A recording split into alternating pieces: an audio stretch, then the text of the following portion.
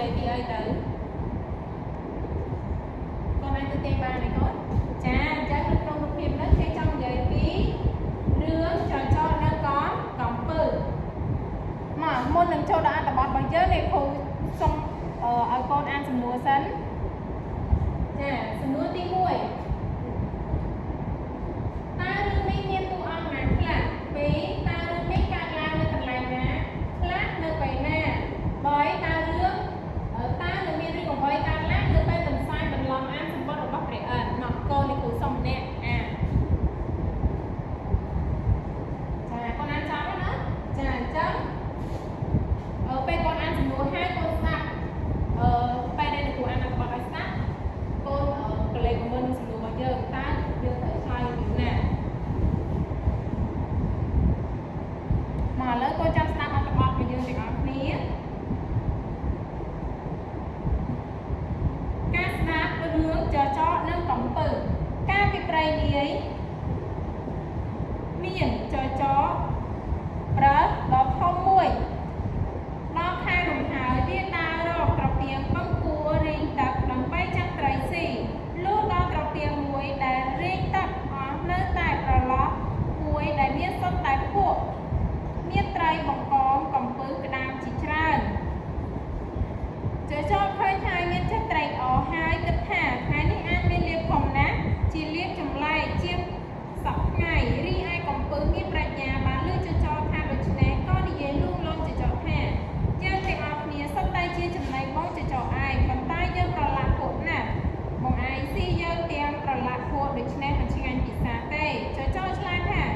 con đây mà đấy lần chinh anh bị xa còn cứ lại thả bóng cho trời dốc dân từ lèo tạc sấn tớ chinh anh bị xa cho thả đây mà đây tớ dốc từ lèo bà trà dạng đi còn cứ thả bóng cho còn cuối chặt trong khi này kết áo bóng bạn sử dụng bàn tay của anhត្រូវតាមខ្ញុំchoឆ្លើយថាបងឯងធ្វើដូចម្ដេចក៏ខ្ញុំតាមបងឯងធ្វើដូចបងឯងធ្វើដូចម្ដេចក៏បានខ្ញុំតាមក៏ទាំងអស់កំពើថាធ្វើដូច្នេះបងឯងមករនាក្នុងពួកនេះហើយយើងរាល់គ្នានឹងបានតាមខាងរងបងឯងនាំយើងទៅស្ទឹងបឹងគួរណាដែលមានទឹកថ្លាល្អបងឯងលាងយើងឲ្យស្អាតហើយសំទីឲ្យឆ្ងាញ់ពិសាតាមចិត្តចប់រីឯចចជាសត្វល្ងងក៏ធ្វើតាមសម្ដីកំពើគឺត្រីរបស់ពួកគ្នាតាមរងចចទៅលុះទៅដល់បឹងមួយដ៏ធំវែងមានទឹកថ្លាល្អចដើរចុះទៅក្នុងទឹកអស់ត្រីកំពឹសលោតនៅក្នុងទឹកហើយប្រាប់ថាបងចឯងនាំមកឲ្យអស់សិនសំស៊ីឲ្យឆ្អែតតែម្ដងយើងនៅចាំបងឯងនៅទីនេះចក៏ទៅជញ្ជូនត្រីនិងកំពឹសលុះត្រាតែអស់ពីត្រពាំងនោះពួកត្រីកំពឹសក្តាមខ្យងដឹងថាចជញ្ជូនអស់ហើយក៏នាំគ្នាមួយទឹកបាត់អស់ទៅចដឹងថាបញ្ឆាប់ដូច្នេះខឹងក៏ទៅកពួរសត្វ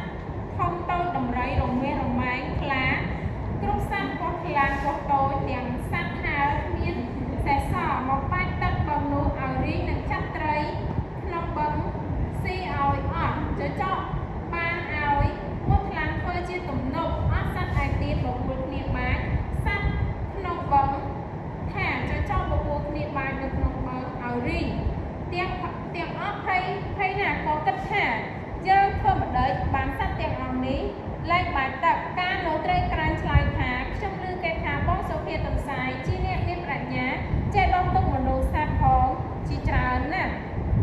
បើដូច្នេះខ្ញុំនឹងទៅពឹងបងសុភាទំសាយឲ្យមកជួយដកទុកយើងដកទុកអង្គយើង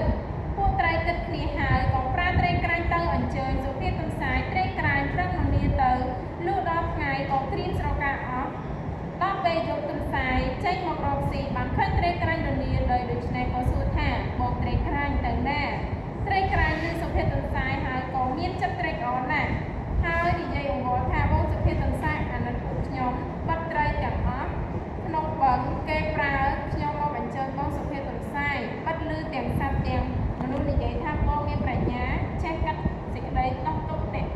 ណាកាត់ទុកបងតែងតែជួយដោះទុកគេមិនខានឥឡូវមានដំរីក្របីគោរមេរម៉ែងប្រើក្តាមពោះឡាំជ្រូកពោះធំពោះតូចទេសត្វហើយទាំង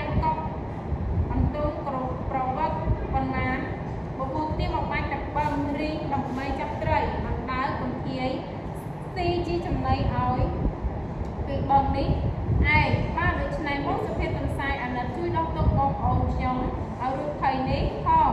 យើងនឹងសូមកូនបងសុភាពទន្សាយហើយមិនភ្លេចកូនបងអស់មួយជីវិតចំណែកទន្សាយឮត្រេកក្រាញអំបូរដូច្នេះក៏ឆ្លើយថាបងត្រេកក្រាញទៅមុនចុះទៅប្រាប់អស់បងប្អូនកុំឲ្យផិតភ័យចាំខ្ញុំទៅជួយដុតទុកឲ្យអត់ទុកភ័យរួចហើយកុំឲ្យមានចិត្តបារម្ភឡើយត្រេកក្រាញក៏ត្រឡប់មកវិញសុភាពទន្សាយលុះរហៀនឡើងទៅមកបងក៏ឃើញអស់សត្វបាញ់ទឹកបងក៏យកស្លឹកឈើដែលបងកៅស៊ីភ្លុកភ្លាយធ្វើជាសម្បត្តិហើយស្រែកអស់សត្វទាំងនោះថាណែបងប្អូនទាំងអស់គ្នាចាំស្ដាប់ខ្ញុំបិទព្រះអិនលោកឲ្យខ្ញុំនាំសម្បត្តិមកប្រាប់គ្រប់គ្នាថាព្រះអិនលោកមកកាច់ជើងត្រង់លំរំជើងអកកាត់បាតជាឆោតដល់ភ្លុកដំរីថាដល់ភ្លុកដំរីសអស់សត្វទាំងនោះលឺអស់សត្វទាំងនោះថាសម្បត្តិព្រះអិនដូច្នេះភ័យណាស់អើបានរត់លើគ្នាដាច់ខ្លួនជា2 3កំណាត់ក៏ធ្លាយទំនប់លិចដាច់ស្លាប់អស់សត្វទាំងនោះក៏ខ្លាយជាចំណីត្រីវិញតាំងពីថ្ងៃនោះមកអស់សត្វទាំងពួងក៏កោតខ្លាចប្រញាប់សុភាពទន្សាយទុកទន្សាយជាគ្រូអាចារ្យទាំងអស់ចាមកឥឡូវបន្តពីលោកគ្រូអានស្ដាប់ហើយកូនអានជាមួយអ្នកគ្រូចាមកហើយចឹងកូនអានខ្លួនឯង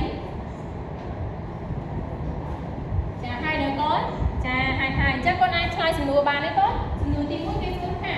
តើរឿងនេះមានតួអង្គណាខ្លះសំណួរទី2តើរឿងនេះកើតឡើងនៅកន្លែងណាខ្លះនៅពេលណាទី3តើនឹងមានរឿងអ្វីកើតឡើងនៅពេលទន្សាយបន្លំអានសម្បត្តិរបស់ព្រះអិនមកឥឡូវយើងមកមើលចម្លើយទាំងអស់គ្នាចាអញ្ចឹងនៅក្នុងរឿងនេះមានតួអង្គសត្វកំពឹកមានតួអង្គសត្វកំពើត្រែកក្រាញ់ក្តាមខ្យល់ដំរីនិងគាត់ខ្លាំងហើយទី2រឿងនេះកើតឡើងនៅកន្លែងនេះលោកច្រឡំដាក់ណានៅកន្លែងត្រពាំងរីខាត់មួយហើយកើតឡើងនៅរដូវប្រាំងហើយនៅពេលដែលសត្វទាំងអស់លឺហើយសត្វទាំងអស់ក៏ភ័យជាខ្លាំងក៏ឲ្យរត់ជាន់គ្នារត់ជាន់គាត់ខ្លាំងធ្វើឲ្យបាក់ទំនប់លិចដាច់ស្លាប់ទាំងអស់ចា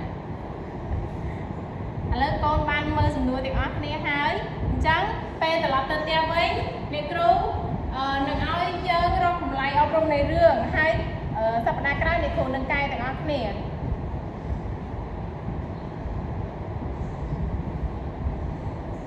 ចាកុំភ្លេចកិច្ចការទៀតណា